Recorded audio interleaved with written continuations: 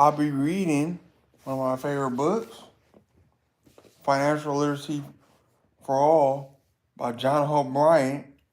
It's about disrupting struggle, advancing financial freedom, and building a new American middle class. And I'll be reading from Chapter 9, Educating Our Communities. To effect significant change, it's crucial that our approach to financial education be as inclusive and accessible as possible. This means delivering curriculum in a way that meets communities of people where they are in terms of their unique needs, circumstances, and levels of understanding. Everyone's financial journey is different. The challenges faced by a single parent working two jobs to make ends meet are vastly different from those faced by a young graduate just starting out. Likewise, the financial knowledge required by a small business owner may differ or be different greatly from that of a retiree. To be effective, to be an effective community-based financial education needs to take these different scenarios into account.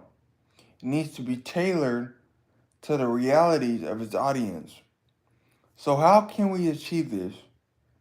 One approach is through detrimental learning.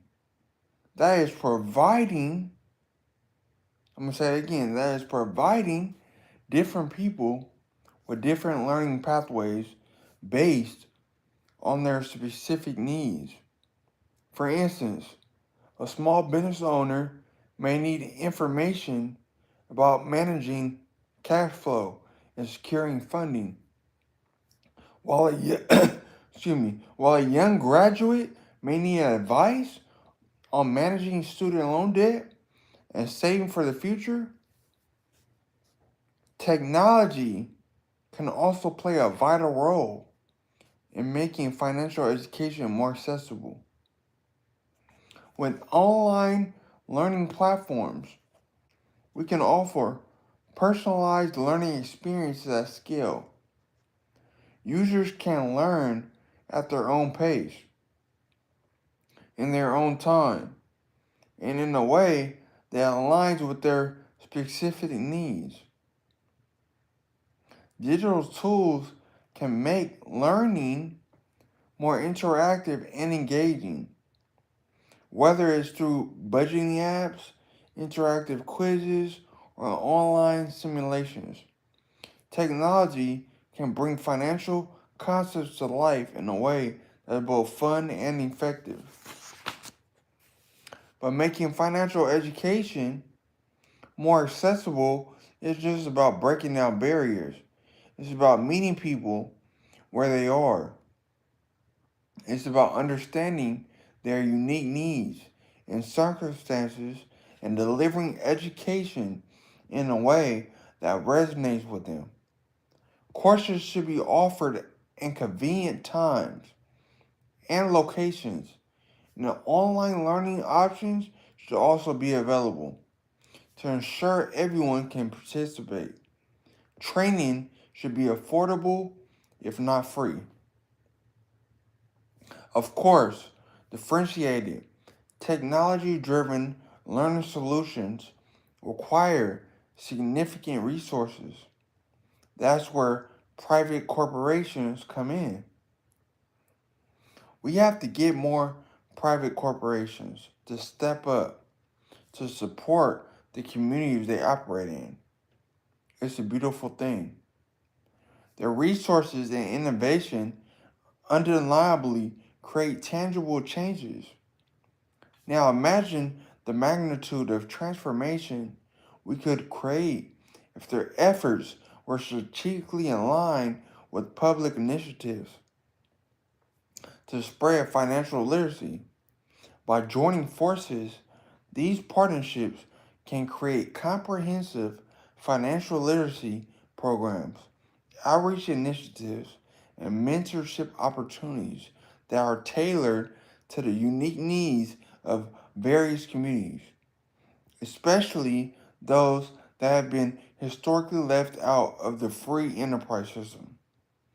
Public private partnerships are not just about pooling resources, though that's the reason enough to encourage them. They also create a sense of shared responsibility and mutual benefit for the private sector. It's a chance to give back to the community and, in turn, foster goodwill that often translates into customer loyalty and brand equity. For the public sector, it's a cost effective way to promote financial literacy and empowerment, and in the long term, reduce inequality and stimulate economic growth. Let's talk specifics. What could a community based financial literacy program look like? The government, the government might provide a space, a local school, a community center, and authorize the use of some resources to support the project. A private corporation, on the other hand, could offer funding, employees as volunteer instructors, and technological solutions to make the program accessible to more people. One of the most effective ways to foster financial literacy and boost economic development within communities is through training and skill development. These initiatives can take many forms, from workshops teaching the basics, excuse me, teaching the basics of financial management to courses in entrepreneurial skills. Okay. What they all have in common is the potential to drastically improve the socioeconomic landscape of underserved communities. According to a report from Jamil Poverty Action Lab, skills training programs have been shown to increase income and employment rates among participants. There's also a direct impact on individuals' attitudes and perceptions. When people see that they can improve their circumstances through learning, reading, they're more likely to invest time in self improvement and encourage others to do the same. We're talking about collaboration as finance, the kind that transcends the limitations of individual entities and allow us to make larger strides toward a financially literate society. I have seen firsthand, though my work with Operation Hope, the powerful impact that public-private partnerships can have on communities. By merging resources, we've been able to provide essential financial literacy programs and services to those who need them the most. We've seen the profound, life-changing effects that these programs have on individuals, families, and communities. So how do we encourage more of them? That's a conversation we need to have in our boardrooms, our government offices, and our communities. Let's start by promoting the value and impact of these partnerships, highlighting the success stories, and showing how they could be a win-win for everyone involved. Here's a story you can use to help the cause. It's a case study. It's titled The Singapore Model of Financial Education. Background. In the early 2000s, in the early 2000s, Singapore's government recognized the importance of financial literacy as a cornerstone for the nation's continued growth. However, they also acknowledged the limitations of public resources to single-handedly handle the challenge. Action. In 2003, the Singapore government spearheaded a collaboration with private banks, insurance companies, and educational institutions called the Money Sense Initiative. Money Sense was not just about teaching people how to save or invest. It sought to embed in Singapore's holistic understanding of money, of their rights as consumers, and of how the financial landscape works. Implementation. The Money Sense initiative focused on four areas. One, curriculum. Major banks in Singapore offer both resources and personal to craft for financial literacy. Curriculum for schools. By 2010, financial literacy was seamlessly integrated into math lessons, civics classes, and more. Community. Money Sense frequently organized roadshows in community centers around the island. These weren't just lectures, but interactive events with games, quizzes, and prizes. Local banks, under the Money Sense banner, would set up booths offering free financial advice, workshops, and planning sessions. 3. Digital outreach. Partnering with tech firms, MoneySense created online games and simulations targeted at younger audience. These games, often tied to school competitions or national events, made learning about money fun and interactive. 4. Workforce training. Recognizing that it's not just the youth that need financial literacy. MoneySense collaborated with corporations to provide lunchtime financial learning sessions for employees.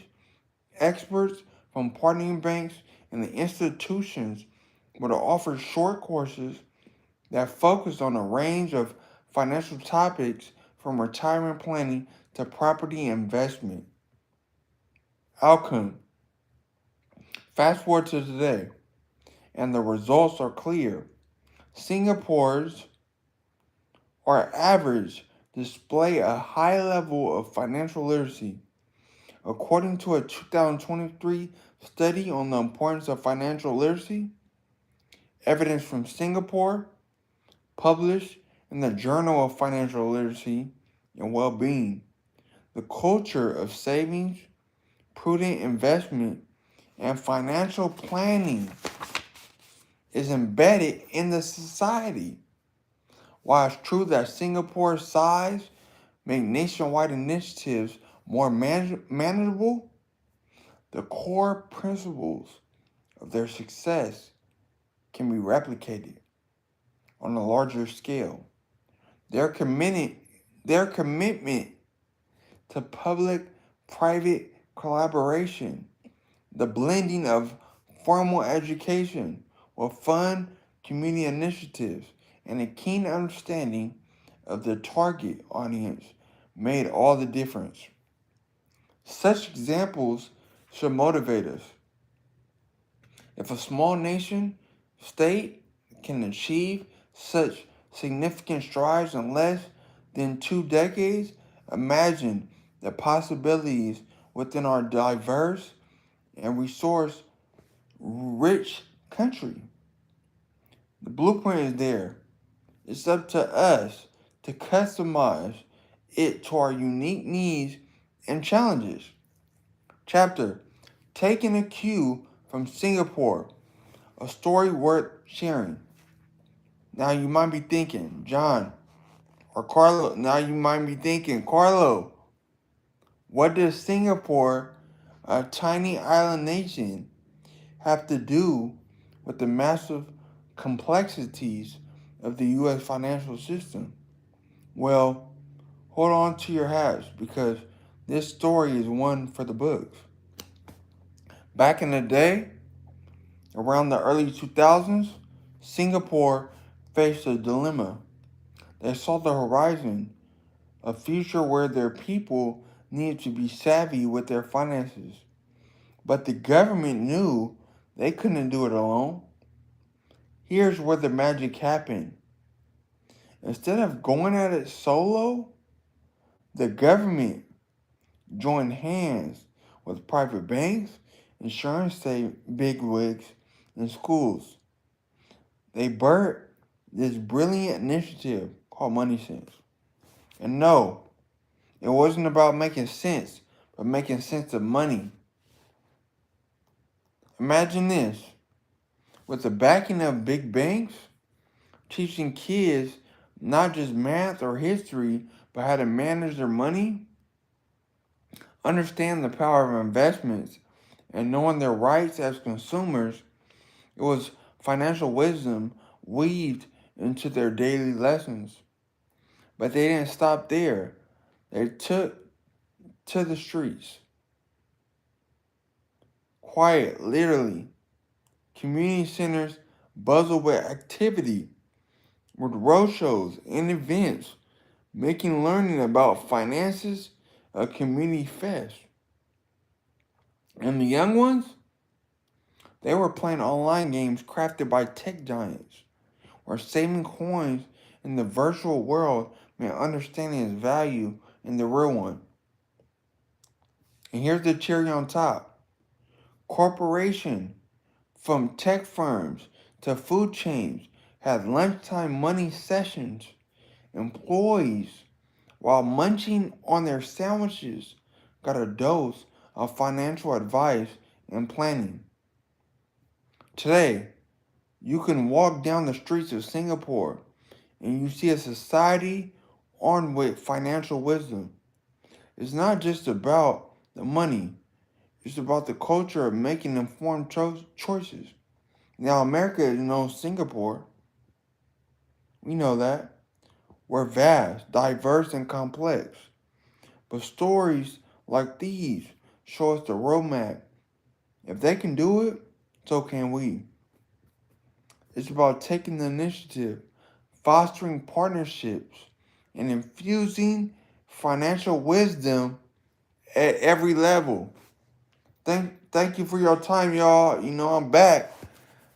I hope you guys enjoyed financial literacy from John O'Brien. It's about disrupting struggle, advancing financial freedom, and building a new American middle class by John O'Brien. One of my favorite books. Later or tomorrow, I'll be reading chapter 10, Educating Entrepreneurs. Hope y'all enjoy the rest of y'all day. Keep thriving. Keep your head up. We global.